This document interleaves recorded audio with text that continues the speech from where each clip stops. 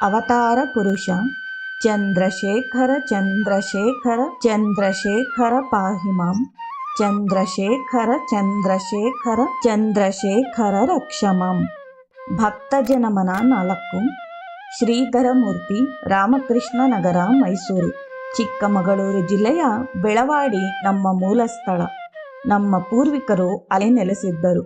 ಅನುಕೂಲಸ್ಥರಾಗಿದ್ದ ನಮ್ಮ ಪೂರ್ವಿಕರು ಜಗದ್ಗುರು ಉಗ್ರ ನರಸಿಂಹ ಭಾರತೀ ಸ್ವಾಮಿಗಳ ಕಾಲದಲ್ಲಿ 100 ಅಂಕಣದ ಮನೆಯೊಂದನ್ನು ಶ್ರೀಮಠಕ್ಕೆ ಅರ್ಪಿಸಿದ್ದರು. ನಂತರ ಮಾಚೇನಹಳ್ಳಿಯಲ್ಲಿ ಮನೆ ಕಟ್ಟಿಕೊಂಡು ವಾಸ ಮಾಡುತ್ತಿದ್ದರು.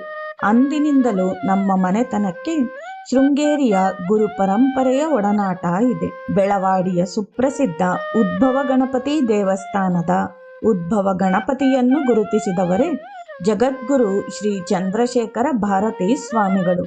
ನಮ್ಮ ತಂದೆ ಸುಬ್ಬಣ್ಣಯ್ಯರವರು ಬೆಳವಾಡಿ ಪಟೇಲರಾಗಿದ್ದರು. ಬೆಳವಾಡಿ ಪಟೇಲರು ಎಂದೇ ಹೆಸರಾಗಿದ್ದರು. ಬೆಳವಾಡಿ ಬಸ್ ನಿಲ್ದಾಣದ ಬಳಿಯೇ ನಮ್ಮ ಮನೆಯ ಎದುರಿಗೆ ಮಠದ ಮನೆ ಇತ್ತು. ನಮ್ಮ ತಂದೆಯವರು ತುಂಬ ಸೌಮ್ಯ ಸ್ವಭಾವದವರಾಗಿದ್ದರು.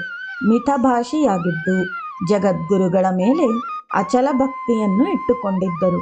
ಜಗದ್ಗುರು ಶ್ರೀ ಚಂದ್ರಶೇಖರ ಭಾರತೀ ಸ್ವಾಮಿಗಳು ಬೆಳವಾಡಿಗೆ ಬಂದ ಸಂದರ್ಭದಲ್ಲಿ ನಮ್ಮ ಮನೆಯ ಎದುರಿರುವ ಮಠದ ಮನೆಯಲ್ಲಿಯೇ ವಾಸ್ತವ್ಯ ಹೂಡಿದ್ದರು.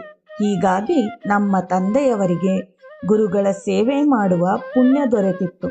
ನಿಷ್ಕಲ್ಮಶವಾಗಿ ಗುರುಗಳ ಸೇವೆಯನ್ನು ಮಾಡುತ್ತಿದ್ದ ನಮ್ಮ ತಂದೆಯವರ ಗುಣಗಳನ್ನು ಗುರುಗಳು ಬಹಳವಾಗಿ ಮೆಚ್ಚಿಕೊಂಡಿದ್ದರು.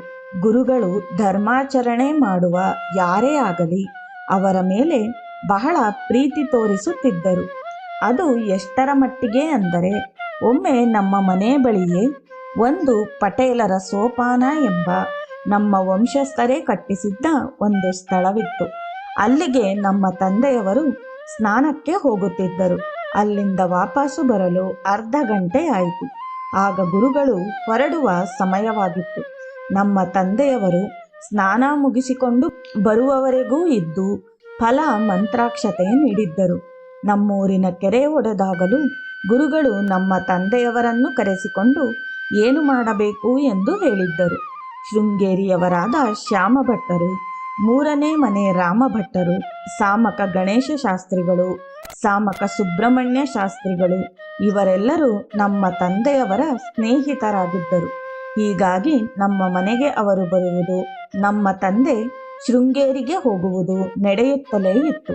ಹೀಗೆ ಒಮ್ಮೆ ನಮ್ಮ ತಂದೆಯವರು ನಮ್ಮ ತಾಯಿ ಮತ್ತು ದೊಡ್ಡಣ್ಣನನ್ನು ಕರೆದುಕೊಂಡು ಶೃಂಗೇರಿಗೆ ಹೋಗಿದ್ದರು. ಆಗ ಚಂದ್ರಶೇಖರ ಭಾರತೀ ಸ್ವಾಮಿಗಳು ನರಸಿಂಹವನದಲ್ಲಿ ಅಂತರ್ಮುಖರಾಗಿ 3 ತಿಂಗಳು ಆಯಿತು ಎಂಬುದಾಗಿ ತಿಳಿದು ಬಂತು. ಯಾರಿಗೂ ದರ್ಶನ ಸಿಗುತ್ತಿರಲಿಲ್ಲ.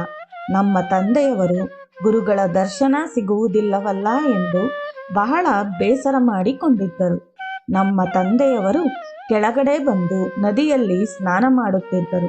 ಅಷ್ಟರಲ್ಲಿ ಒಬ್ಬ ಪರಿಚಾರಕರು ಬಂದು, ಬೆಳವಾಡಿಯಿಂದ ಯಾರೋ ಬಂದಿದ್ದಾರೆ, ಅವರನ್ನು ಕರೆದುಕೊಂಡು ಬಾ ಎಂದು ಗುರುಗಳು ಕಳಿಸಿದ್ದಾರೆ ಎಂದು ನುಡಿದರು. 3 ತಿಂಗಳಿನಿಂದ ಅಂತರ್ಮುಖರಾಗಿ ಕೊಠಡಿಯ ಒಳಗೆ ಸಮಾಧಿ ಸ್ಥಿತಿಯಲ್ಲಿದ್ದ ಗುರುಗಳಿಗೆ ಅದು ಹೇಗೆ ನಮ್ಮ ತಂದೆಯವರು ಬಂದ ವಿಷಯ ಗೊತ್ತಾಯಿತು ಎಂದು ಆಶ್ಚರ್ಯವಾಗಬಹುದು. ಆದರೆ ಗುರುಗಳ ತಪಃಶಕ್ತಿಯನ್ನು ಕೇಳಿ ತಿಳಿದಿದ್ದ ನಮ್ಮ ತಂದೆಗೆ ಅದು ಸಹಜವೆನಿಸಿತು. ಬಹಳ ಹರ್ಷದಿಂದ ನಮ್ಮ ತಂದೆಯವರು ಗುರುಗಳ ದರ್ಶನಕ್ಕೆ ಹೋದರು. ಗುರುಗಳು ಬಂದ ವಿಷಯವನ್ನು ವಿಚಾರಿಸಿದರು. ನಮ್ಮ ತಂದೆಯವರು ತಮ್ಮ ದರ್ಶನ ಮಾಡಲು ಬಂದಿರುವುದಾಗಿ ಹೇಳಿದರು. ಅದಕ್ಕೆ ಗುರುಗಳು, ಚಂದ್ರಮೌಳೀಶ್ವರ ನಿಮಗೆ ಒಳ್ಳೆಯದನ್ನು ಮಾಡುತ್ತಾನೆ ಎಂದು ಹರಸಿ ಪುನಃ ವಾಪಸ್ಸು ಒಳಗೆ ಹೋದರು. ಇದಾದ ಕೆಲವು ದಿನಗಳ ಬಳಿಕ ಗುರುಗಳು ಬಹಿರ್ಮುಖರಾಗಿದ್ದಾಗ ನಮ್ಮ ತಂದೆಯವರು ಮತ್ತೆ ಗುರುದರ್ಶನಕ್ಕೆ ಹೋಗಿದ್ದರು. ಆಗ ಗುರುಗಳೇ ಏನು ಬೇಕು ಎಂದು ನಮ್ಮ ತಂದೆಯವರಿಗೆ ಕೇಳಿದರು. ಅದಕ್ಕೆ ನಮ್ಮ ತಂದೆಯವರು, ನಿಮ್ಮ ಅನುಗ್ರಹದಿಂದ ಎಲ್ಲವೂ ಅನುಕೂಲಕರವಾಗಿದ್ದು ತಮ್ಮ ಪಾದುಕೆಯನ್ನು ನೀಡಿದರೆ ಕೃತಾರ್ಥನಾಗುತ್ತೇನೆ ಎಂದು ಹೇಳಿದರು. ಗುರುಗಳು ಪಾದುಕೆಯ ಜೊತೆಗೆ ಶಾಲನ್ನೂ ಸಹ ಅನುಗ್ರಹಿಸಿದರು. ಗುರುಗಳ ಪಾದುಕೆ ಮತ್ತು ಅವರ ಕೈಯಿಂದ ಶಾಲನ್ನು ಪಡೆದ ನಾವೇ ಧನ್ಯರು. ಆ ಪಾದುಕೆಗೆ ನಮ್ಮ ಮನೆಯಲ್ಲಿ ಪ್ರತಿದಿನವೂ ಪೂಜೆ ನಡೆಯುತ್ತವೆ. ಪ್ರತಿ ಮಹಾಲಯ ಅಮಾವಾಸ್ಯೆಯಂದು ಚಂದ್ರಶೇಖರ ಭಾರತೀ ಸ್ವಾಮಿಗಳ ಆರಾಧನೆಯನ್ನೂ ಮಾಡುತ್ತೇವೆ. ಶ್ರೀ ಶ್ರೀ ಶ್ರೀ ಚಂದ್ರಶೇಖರ ಭಾರತಿ ಪರಮಹಂಸ ದೇವತಾಭ್ಯೋ ನಮಃ.